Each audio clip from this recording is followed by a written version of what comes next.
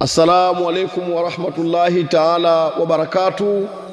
Safari yetu ilianzia hapa kuelekea katika kijiji cha Kinene, wilaya ya Mkuranga, mkoa wa Pwani.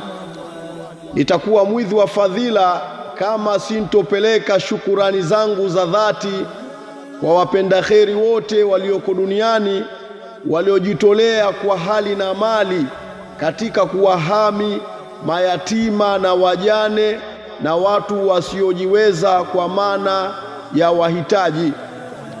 Ndugu yangu, tunashukuru sana kwa msaada wenu wa kuchangia takribani baloo za mitumba zisizopungua 3 kwa ajili ya kuwahami watu wa kijiji hiki.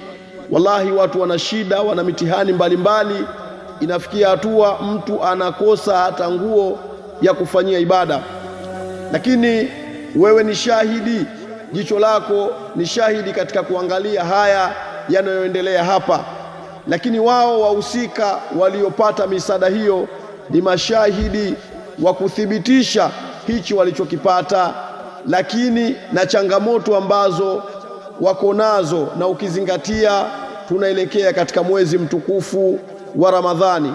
Ndugu yangu mpenda kheri, ndugu yangu muhisani, kwa hisani yako na huruma yako kwa hichi mlichokifanya, walipa isipokuwa Mwenyezi Mungu Subhanahu wa Ta'ala ndiyo atakawalipa.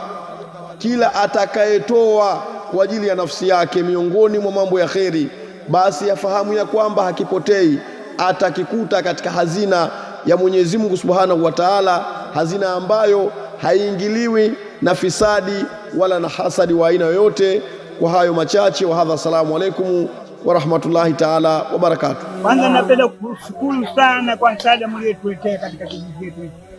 Tunasema muendelee, msichoke. Watu wa huko hali zao tete, mwapatie futari kwa mwezi mtukufu unaokuja. Hakuna jinsi, nyinyi ndio tunategemeeni, na sisi mtuone ni watu wa hali ya chini sana, na kutuletea nguo. Tunasema tunatoa shukrani, Mungu angejalieni.